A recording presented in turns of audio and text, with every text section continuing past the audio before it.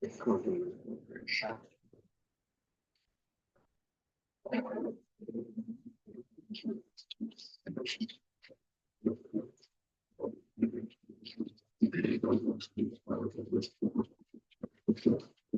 in progress.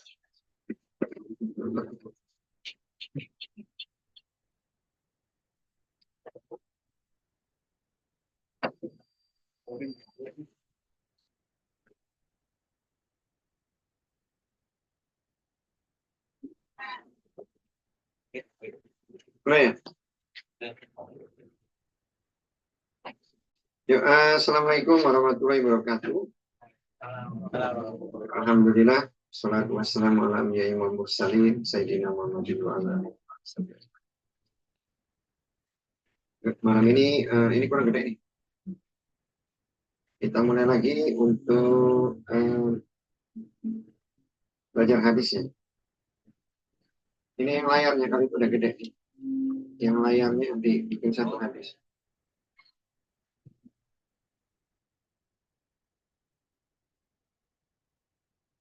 Bismillahirrahmanirrahim. Hadasa telah menceritakan kepada kami Ibrahim Ibnu Musa qala berbicara dia. Akhbaro telah mengabarkan kepada kami Hisam Ibnu Yusuf dari Ma'mar dari Az-Zuhri qala berbicara dia. Akhbaro telah mengabarkan kepadaku Ubaidullah Ibnu Abdillah qala berbicara dia. Qala berbicara Aisyah lama ketika sakula berat dan istada bertambah hebat wajahu nyeri kuknya istadana meminta izin dia azwaja kepada istri-istri kuknya untuk yumarrodo dirawat dia di baiti rumahku. Pak maka azanna mengizinkan mereka lah kepada huknya. Pak maka khoroja keluar dia baina antara rojulaini dua laki-laki takhutu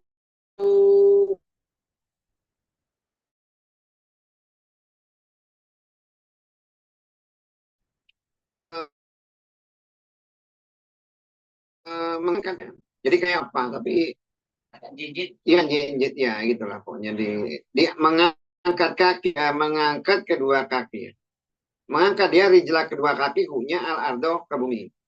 Dan karena ternyata baina antara al-abasi Abbas dan rojulin laki-laki akhor yang lain. Kola berbicara dia. Kola berbicara Ubaidullah Pak maka zakartu menyebutkan aku zalika kepada itu kepada Ibni Abbas ma kepada yang kolat berbicara dia berbicara Aisyah Pak maka kola berbicara dia kepadaku dan hal apakah tadri mengetahui engkau man siapa ar-rajulu laki-laki alladzi yang lam tidak tusami disebut Aisyah. Kurtu berbicara aku lah tidak. Kola berbicara dia huwa dia Ali ibnu Abi Thalib. Jadi kan di hadis kemarin sudah dijelaskan bahwa ketika Nabi sholat sakit ya. Nabi kan manusia yang jarang sakit ya, dia sakit itu terakhir aja di kehidupannya. Kemudian ketika dia sakit sampai dia tidak bisa sholat, menjadi imam di masjid, karena dia tidak bisa jalan ke masjid. Makanya dia menyuruh Abu Bakar untuk menjadi imam, Nah, dua hadis ini dan hadis yang sebelumnya itu dinukilkan sebagai dasar bahwa Nabi itu sebenarnya secara tidak langsung itu menunjuk Abu Bakar sebagai penggantinya. Walaupun pada dasarnya ketika menunjuk itu ya memang harus dengan hadis yang jelas gitu ya. Kalau ini kan seperti kinayah saja, seperti seakan-akan Nabi itu menunjuk karena memang yang menjadi imam aslinya itu yang menjadi imam itu ya pemimpin. Zaman Nabi itu menjadi imam itu ya pemimpin. Makanya kalau kayak Sa'ad bin Waqqas itu ya dia ditunjuk menjadi gubernur Mesir. Ya udah dia yang jadi imam sholat. Termasuk walinya itu siapa aja.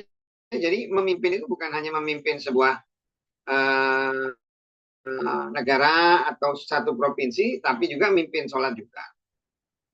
Nah, akhirnya para sahabat itu kan, kalau Aisyah kan menolak ya ketika ditunjuk, menolak ketika yang ditunjuk itu bapaknya Abu Bakar.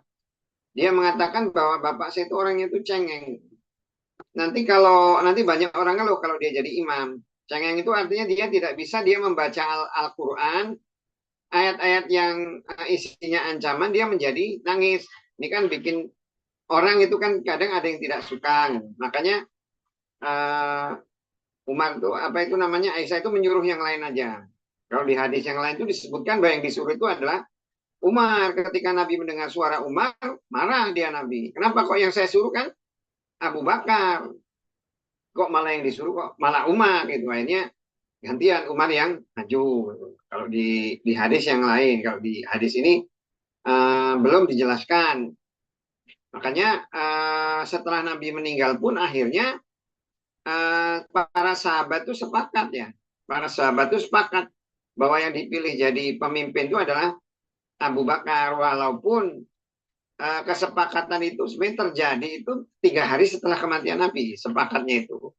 Karena tetap ya, walaupun mereka itu isinya orang-orang soleh, gitu, tapi kan tetap mereka itu manusia. Kalau yang dari Muhajirin inginnya dari Muhajirin, tapi kan masalahnya itu posisi ada di Madinah gitu kan. Yang Ansor juga inginnya ada yang dari Ansor. Tapi akhirnya saat bin Ubadah itu ketuanya orang Ansor itu ngomong bahwa kalian tuh tahu bahwa kalian itu tidak punya hak atas khalifah, sama sekali kekhalifahan itu sama sekali tidak ada hak. Itu ketuanya orang Ansor itu sampai ngomong gitu.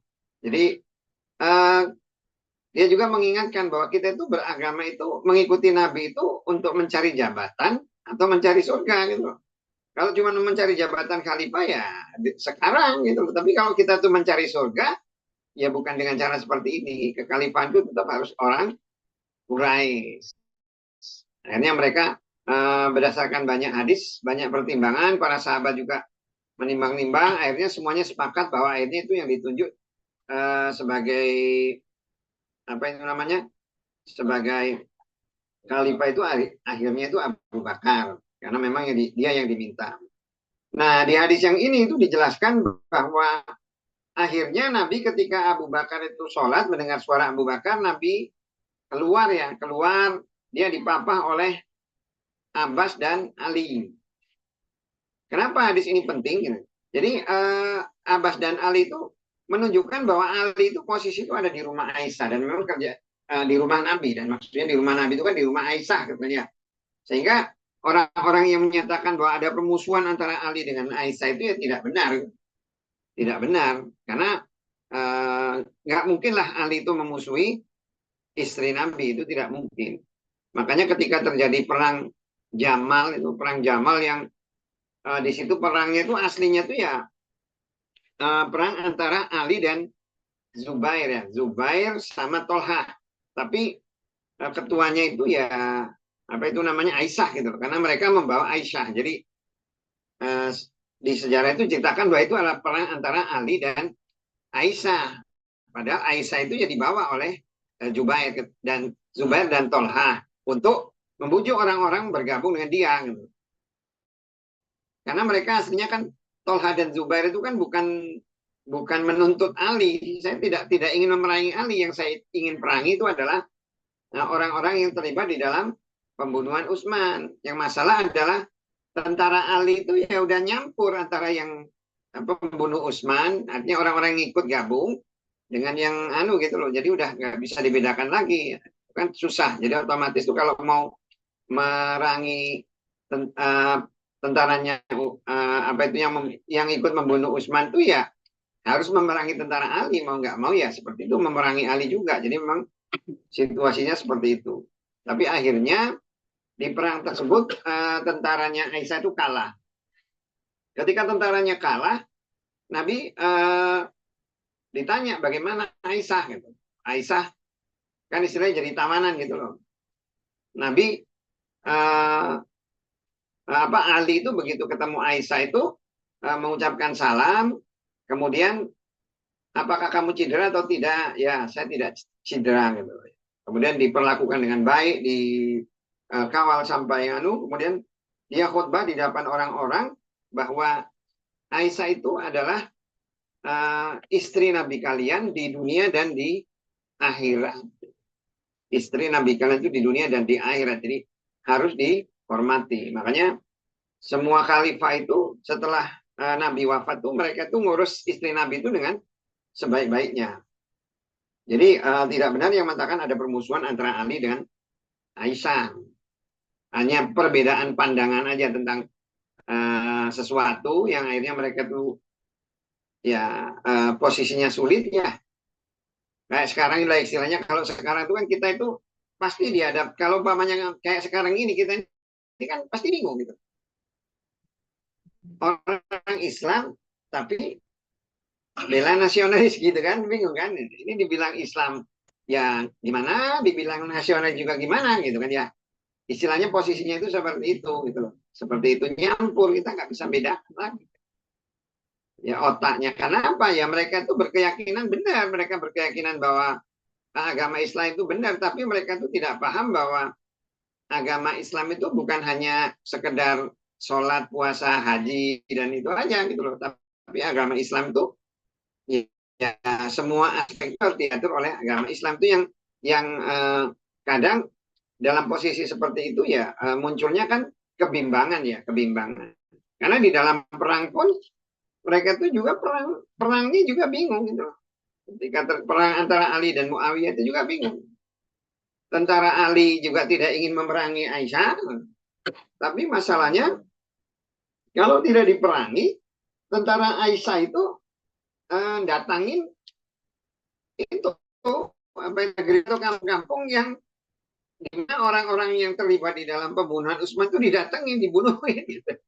Jadi pikir Ali, saya ini kan khalifah gitu loh. Yang berhak bunuhin atau nganu kan saya, bukan mereka. Kok malah mereka itu lancang. Itu masalahnya kan di situ. Tapi kalau kayak Aisyah dan Zubair sama Ali ngelihat, ini khalifah ini tidak berfungsi melaksanakan tugasnya. Harusnya kan dia menegakkan hukum. Cuman ngomong Ali pikir, oh gimana saya menegakkan hukum? Mau saya aja statusnya aja nggak jelas gitu loh. Ali itu mau jadi khalifah itu kan karena diancam gitu loh. Kalau umpamanya kamu nggak mau jadi khalifah, semua sahabat di Madinah akan dibunuh. Jadi bingung kan gitu loh. Jadi kalau kita lihat ya dua-duanya ya dibilang benar-benar, dibilang salah yo gimana posisi bisa paham lah gitu. Jadi makanya di dalam kekhalifahannya itu Ali itu isinya cuma nangis saja gitu. Ali itu khalifah yang kerjanya pokoknya nangis terus gitu. Sedih dia mikirin kok bisa gitu loh. Saya itu akhirnya itu bermusuhan dengan orang-orang yang selama ini ikut berjuang, ikut apa itu biasa kita tuh menghadapi orang Romawi, orang Quraisy, orang Manu, tapi ujungnya kok perang kok dengan sahabat sendiri gitu. Yang sama-sama Islam, akhirnya nangis gitu. Sampai dia saking dia sedihnya itu dia ngarepin mana ya Allah kapan janji kamu katanya, karena dia nungguin janji Allah karena Nabi itu pernah berdoa mengatakan kepada Ali sesungguhnya orang yang akan dibunuh gitu loh, yang akan dibunuh itu ada dua gitu loh. Pertama yang membunuh, ada pembunuh bayaran yang akan bunuh. Yang pertama itu adalah pembunuhnya ontanya Nabi Soleh ya. Yang kedua kamu Ali. Jadi Ali itu ngarepin mana kapan itu datang gitu loh yang pembunuh itu. Artinya ya gini gimana lah, saya juga mau bunuh merangi sahabat gimana, tapi kalau nggak juga gimana gitu kan ya. Isinya seperti itu gitu. Sampai dia anaknya juga dibilang Hasan dan Husain juga ngomong bapak itu nggak tegas gitu. Bapak nggak tegas ya. Ya akhirnya dia ngomong sama dia, coba kalau kamu kayak mana? Kalau kamu di posisi saya kayak mana? Dia mananya? Apa kamu bunuhin semua orang? Nah, kamu kalau posisi kamu di mana? Kan mereka nyalain kenapa Ali itu kok mau jadi khalifah gitu loh. Kok kamu mau jadi khalifah, harusnya kamu tolak. Dan terus kalau semua orang dibunuh kayak mana? Kamu kok jadi posisi saya nggak akan ngomong kayak gitu, kata Ali kan. Sampai seperti itu ya, Ali gitu ya, Ali. Nah itu jadi sebenarnya kalau itu tidak ada permusuhan antara Ali dan Aisyah. Bahkan Ali itu ya kerjaannya selalu rumahnya Nabi, di rumahnya Aisyah sama Nabi. Nah, ketika di akhir-akhir hari Nabi itu sakit, Nabi itu berdiam di rumah, dia posisi saat itu di rumahnya Aisyah. Saat dia sakit, dia di rumahnya Aisyah. Nah, ketika mau harinya tuh giliran istri yang lain, dia minta izin sama istri-istrinya. Gimana kalau saya di tempat Aisyah saja, saya ini nggak bisa gerak gitu loh. Mau jalan juga nggak bisa. Akhirnya diizinkan. Itulah Nabi ya. Nabi dalam kondisi apapun dia tetap adil. Memang karena memang aturannya itu seperti itu. Ketika menikahi seorang istri, ya harus ada pembagian harinya. Nah ini yang kadang oleh orang Islam itu disepelekan gitu loh. Disepelekan. Kan ada aturannya kalau janda berapa hari, kalau gadis berapa hari gitu kan ya. Ada aturannya. Jadi kalau misalnya punya istri 3, ya udah dibagi aja 3 hari 3 hari. Kalau pas hari keempat itu ternyata ada halangan, ya harus izin istri pertama, istri yang kedua. Intinya pokoknya jatah itu harus tetap diberikan gitu. Kalau umpamanya oke, nggak masalah lah. Tapi kalau nggak terima nggak apa-apa. Kamu tinggal di situ 2 hari, tapi tempat saya nanti tambah lagi. Jatah dia yang hari kemarin dikurangi gitu. Sampai seperti itu, saking adilnya Nabi gitu loh. Adilnya Nabi. Sampai pada kondisi sakit pun dia masih mikirin itu, masih tetap berusaha untuk berbuat adil, apalagi di luar hari-hari yang sakit. Babun bab rukhsah keringanan pada matorin hujan deras dan ilatin gangguan untuk agar yusoli sholat dia di roli kendara di rumahnya. Hadasat telah menceritakan kepada kami Abdullah ibnu Yusuf. Qala berbicara dia akhbar telah mengabarkan kepada kami Malik dari Nafi an-Nasunya ibnu Umar azana mengizinkan dia kepada as-sholati sholat di lailati malam zati yang memiliki atau ya memiliki bardin, maksudnya dingin gitu, di malam yang dingin. Wa dan rihin angin, dingin, angin kencang. Suma terus kola berbicara dia agarlah tidak Allah ingatlah bukan Allah ingatlah sholatlah kalian di arihali rumah kalian, rumah-rumah maksudnya rumah kalian. Suma kola berbicara dia inna sunya Rasul Allah sallallahu alaihi wasallam karena ternyata dia ya'muru menyuruh dia al muadzina muadzin idza apabila kanat ternyata lailatun malam datu yang memiliki bardin dingin dan matorin hujan deras. Yaqulu berbicara dia ala ingatlah sholatlah kalian di dalam arihali rumah kalian. Sholat di rumah. Jadi babnya itu keringanan di waktu hujan. Di waktu hujan atau ada ilat. Ilat itu penyakit atau gangguan atau kondisi-kondisi yang membuat dia tidak bisa sholat di rumah. Jadi perintahnya itu agar sholat di rumah.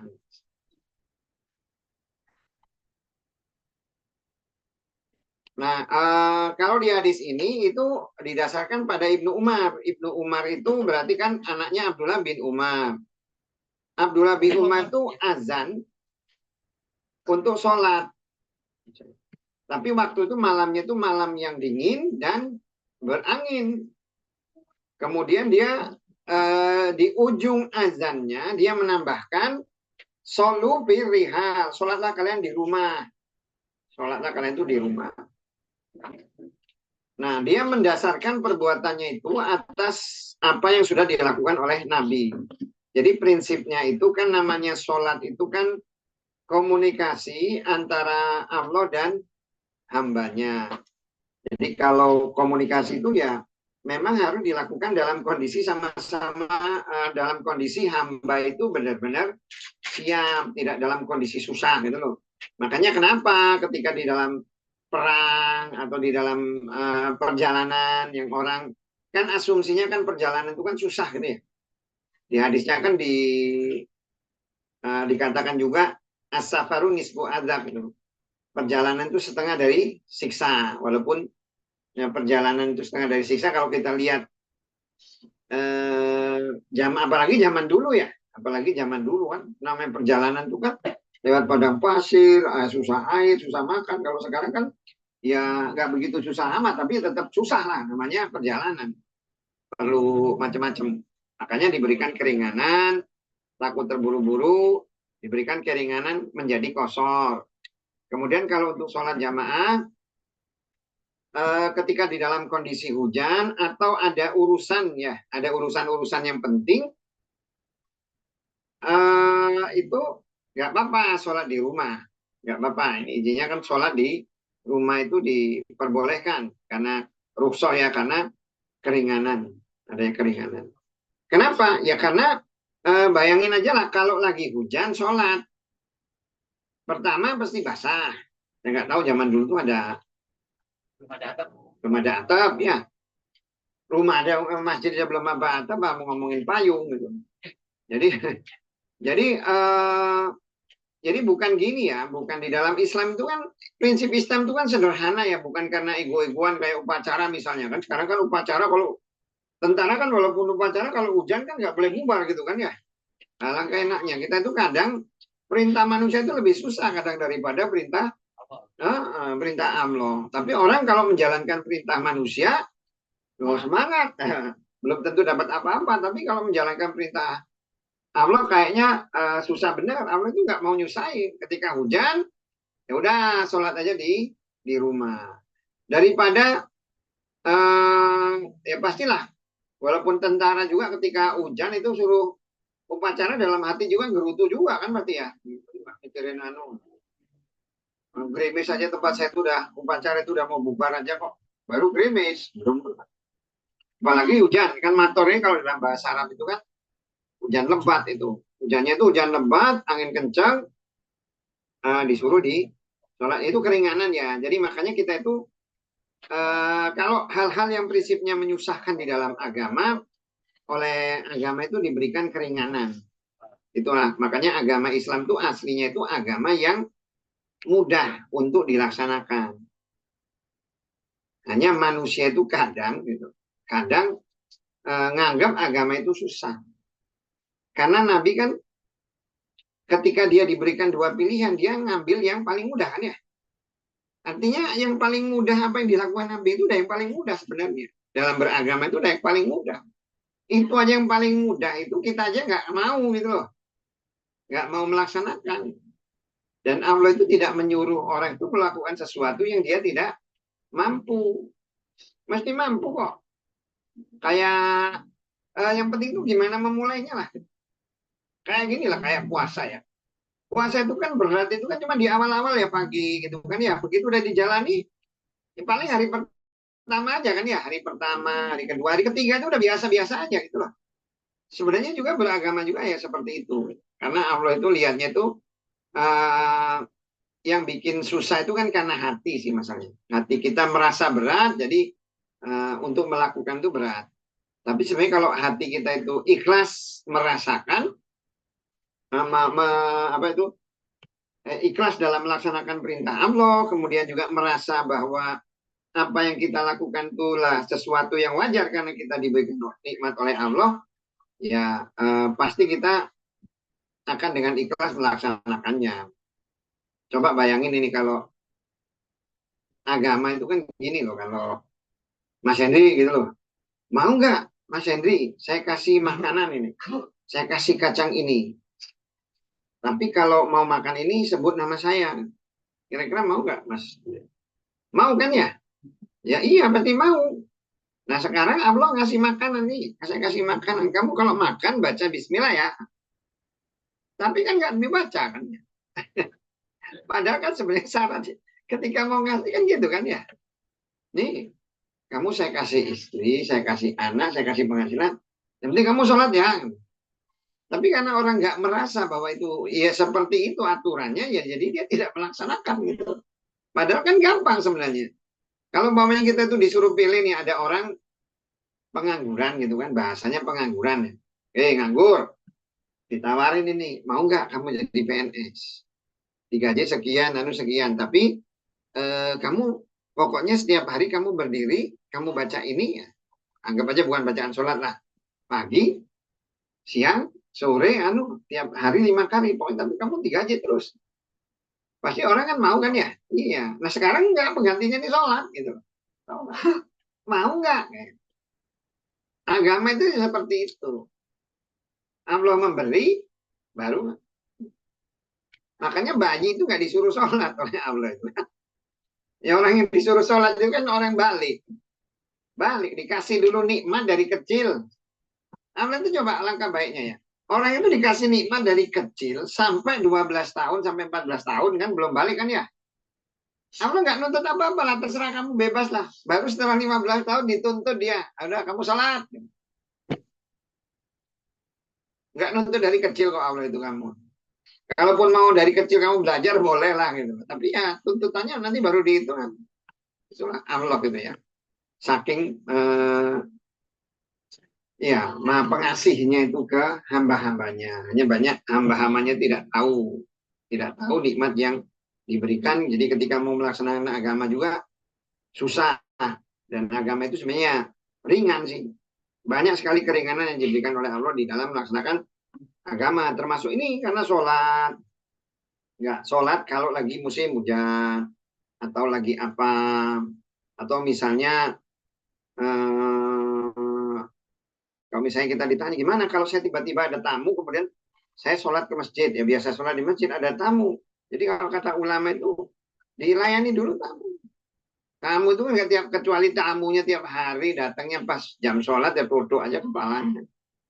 Jadi kalau ini dilayani, karena kita juga punya di hadis juga jelas kan, man kana yu'minu billahi wal yaumil akhir fal yukrim do'ifa. Barang siapa beriman pada Allah dan hari akhir, dia harus memuliakan tamunya. Nah kadang orang itu nggak tahu itu gitu loh. Sehingga pokoknya izin, saya pokoknya sholat. Sehingga di satu sisi dia ya mungkin bagus ya, tapi ya kalau yang itu ya. Tapi di satu sisi akhirnya hubungannya dengan yang ini merasa tersinggung gitu kan ya. Ada saat dalam cerita kan kepada kami Ismail kalau berbicara dia. Ada saat telah menceritakan kepadaku Malik Andari Ibnu Sihab Andari Mahmud Ibnu Rabi Al-Ansori. Ana sungguhnya Idyan Ibnu Malik karena ternyata ya umum mengimami dia kaum kepada kaum huknya wa dan huwa dia akma buta. Wa dan anna sungguhnya huknya qala berbicara dia li kepada Rasul Allah sallallahu alaihi wasallam. Ya wahai Rasulnya haknya takunu ternyata dulmatu gelap wa dan sailu banjir wa dan anak aku rojulun laki-laki dorirun yang terganggu al-basori penglihatan di baiti rumahku makanan sebagai tempat itakhodu menjadikan aku padanya musola tempat sholat pak maka ja'a datang dia padanya Rasul Allah sallallahu alaihi wasallam. Pak maka kola berbicara dia, aina di mana tuhibbu mencintai engkau atau senang engkau untuk usoli sholat aku. Pak maka asaro memberi isyarat dia ilah kepada makani tempat min dari al baiti rumah.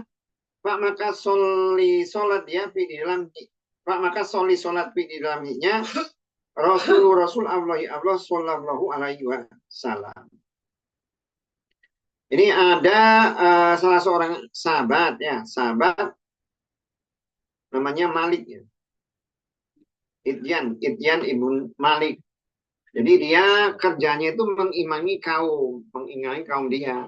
Hanya dia ini orangnya buta dan tinggalnya kan di daerah di atas bukit kan. Kita tahu bahwa ya sekeliling Madinah juga ada bukit-bukit ya. Makanya kalau di hadis kemarin pun ada yang dia tinggal di bukit, kemudian harus sholat di tengah ke Madinah, agak repot gitu loh, karena kejauhan. Tapi oleh Nabi itu dilarang disuruh untuk tetap nggak pindah gitu. Kalau mereka kemarin inginnya malah pindah ke Madinah, pindah rumahnya. Oleh Nabi diingatkan pahalanya, bukan dilarang sih, diingatkan pahala kamu tuh lebih banyak kalau kamu tuh tempatnya jauh gitu. Banyak jauh. Nah, di sini Malik izin sama Nabi. Kenapa? Pertama karena dia itu buta. Terus tempat tinggalnya itu jauh, malam. Kalau malam itu kan masalahnya kan bukan cuma yang sholat itu kan bukan Malik aja gitu kan ya. Kan jamaahnya juga sholat juga kan masalahnya. Sholat ke Masjid Nabawi gitu kan. Sholat ke Masjid Nabawi. Jadi dari tempat yang jauh, gelap. Kemudian kalau hujan itu banjir. Jadi dia meminta izin di tempat dia. Nah, kalau kita lihat dari hadisnya itu ya namanya tempat itu sebaik-baiknya tempat itu ya di masjid. Kalau di tempat yang khusus-khusus ya musola namanya itu ya. Kalau kayak di kantor-kantor kan musola atau apa walaupun itu jamaah, tapi ya kalau bagusnya di masjid. Paling bagus itu masjid. Wallahu a'lam gimana yang sholat jamaah di kayak di berdua sendiri atau di kantor itu jamaah bukan di masjid. Wallahu a'lam gimana apakah dia dihitung oleh Allah sebagai berpahala 27 karena dia berjamaah atau tidak? Ya wallahu a'lam. Tapi kan kalau menurut hadisnya kalau sholatnya berjamaah ya dihitungnya pahalanya 27 kali lipat. Tapi tetap keutamaannya itu kan di masjid ya. Karena kalau di hadis-hadisnya itu langkah-langkah kaki orang yang pergi ke masjid, kemudian dia diam di masjid, dia dihitung sebagai sambil nunggu dia dihitung sebagai orang yang dihitung sebagai orang yang sholat. Nah, pertanyaannya kenapa ketika Umi Maktum juga kan ketika dia minta izin untuk tidak sholat di masjid oleh Nabi itu tidak diizinkan. Nabi kan nanya ke Umi, kamu dengar azan nggak? Ya saya dengar katanya. Ya udah kalau kamu dengar ya kamu harus sholat di masjid. Ada perbedaan. Perbedaannya itu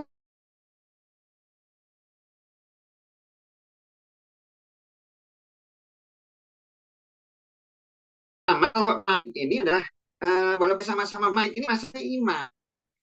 Terus kan bukan tuh orang karena imam memang yang ijma artinya walaupun dia itu tidak sholat di Masjid Nabawi bareng, tapi kan dia bisa sholat jamaah di rumah dia yang akan dijadikan musola. Tapi kalau Umi Maktum kan ketika dia izin tidak sholat jamaah karena alasannya dia buta,